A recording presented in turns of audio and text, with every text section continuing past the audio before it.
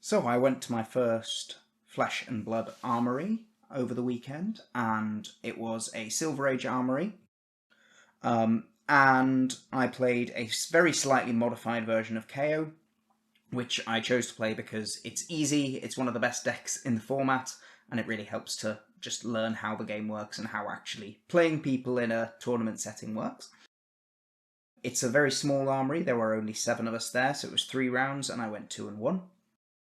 So we'll go through the deck and we'll just talk a little bit about what happened during the games. So Kayo, for anyone who's new to Flesh and Blood, Kayo gets 1 weapon zone, and any attack action cards get +1, and this deck revolves around discarding cards with 6 or more power.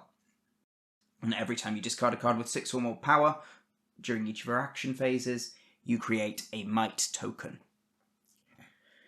So then we have our weapon and armor suite. So we have the Mandible Claw, which you pitch for 2 and swings for 3 and gets go again if you discarded a card with 6 or more power.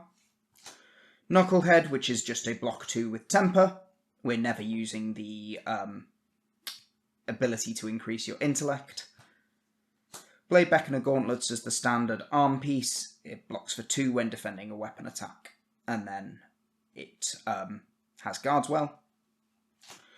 Predatory Plating, one of your really important pieces, gives you a free resource as long as you control a card with 6 or more power, which you essentially always do. And then finally Beaten Trackers, which is probably the best card in the deck.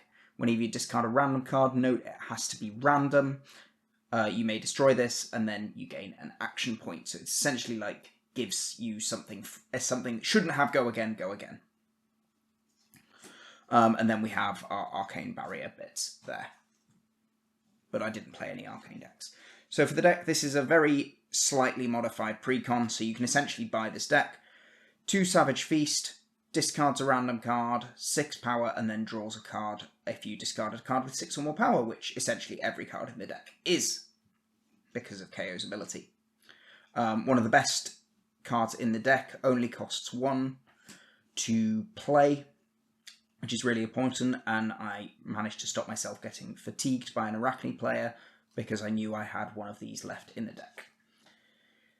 2 copies of Pulping, another incredibly powerful card in the deck. You draw and discard a random card. If you discard a card with 6 or more power, you get Dominate, and which means they can only block it with 1 card from hand, and then if it's defended by fewer than 2 non-equipment pieces, it gets go again, which essentially it always will be. So this becomes 6 power, Dominate, go again for a 2 cost, which is incredibly efficient. High-Pitched Howl, which gives you a Vigor token, which gives you an extra resource point. Rough Up, which is a 2 cost 7, and if you have a Might token, it becomes a 2 cost 8. Very, very important. Just a nice, efficient attack.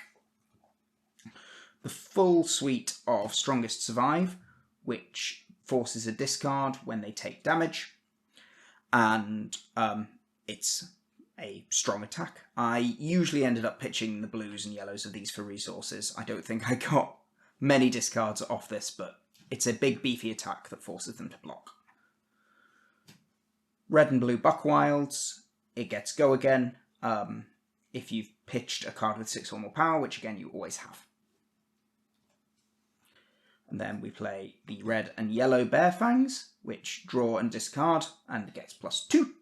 So this becomes a 2 cost 8, and this becomes a 2 cost 7. Wild Ride, which is your main way of getting go again, costs 2, draws and discards, and gets go again. Assault and Battery, which beats Chest, which allows you to discard a card as an additional cost, and then makes an agility token. Note, this is not a random discard, so it will trigger KO, but will not trigger your foot piece, your Beaten Trackers. Similarly, Agile Wind-Up, discard this, create an agility token. Again, they can be pitched for resources. They're attacks if you desperately need them, and they give you go again, which this deck really, really lacks. You can discard them on your turn to get a might token as well, or discard them at the end of your opponent's turn to give you go again for a big turn then. And then we have our blue suite, which is mainly being used for pitching, but occasionally comes up. We have Run Roughshod, which is a 1-cost 5, which is just really efficient for finishing out combat chains. We pretty much always discard a card with 6 or more power in our big turns, so this just helps being a blue that we're happy to pitch or can just finish out a turn. Bear Hug, again, just a relatively efficient blue attack. We're always happy to pitch it. It's 6 more power, and it's 2-cost. And then finally, Smash Instinct, which is a 3-cost blue with Intimidate that banishes a random card from their hand face down. I don't think I ever used this to attack with. It was just a pitch card, but it can be useful. In the sideboard, remember we have pre-game siding. We have 2 pummels, just as a big on-hit. If people try block aggressively, you can just push damage through. Then you've cost them their block cards, and you rip an extra card out of their hand. And then we play the Clash package. So we have 2 Test of Might as a 4 block, and we have the 3 Clash of Might, so 1 yellow and 2 reds. Helps with pitching, gives you a bit of extra defense, and allows you to generate extra might tokens for pushing more damage through. So I went 2-1. I played against a copy of Pleiades and Arachne, the one with that banishes the top card of your deck, that likes to play the contract cards and can manipulate the top card of your deck. And then I played against a DGA Dorinthia build. So the Pleiades was first. I won that game. I went first, just was attacking really, knocked them down to, did KO things, knocked them down to 5 or 6 life, and then they swung back by stacking all their auras and hit me, threatened 19 damage with a discard. I took 17 of it, went down to 1 health, and then immediately killed them the next turn. So that was really, really good. And then the next one I played against Arachne, which almost went to fatigue. I think I had about 4 cards left in my deck, and my opponent had 2 cards left in their deck. As I said, I knew I'd pitched one of these at some point during the game, and I knew it was left in there. So as long as I didn't die, I knew I had an efficient turn where if I could stack some agility and might tokens, I could push through enough damage. And the game ended with both of us, well, with me at 1 life and my opponent being at 1 life and unable to block all of the damage I put on board with, I think, Savage Feast into a Mandible Claw into another attack. I can't remember what the final attack was. And then I played against Dorinthia. And Dorinthia, it was obviously the DGA build, which makes blocking very inefficient.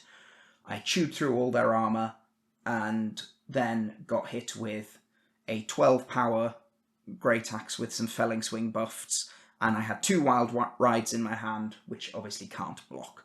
So that's how I lost to Dorinthia. But all in all, for my first Armory experience and first time really playing Flesh and Blood in a tournament setting, it was a really, really good experience.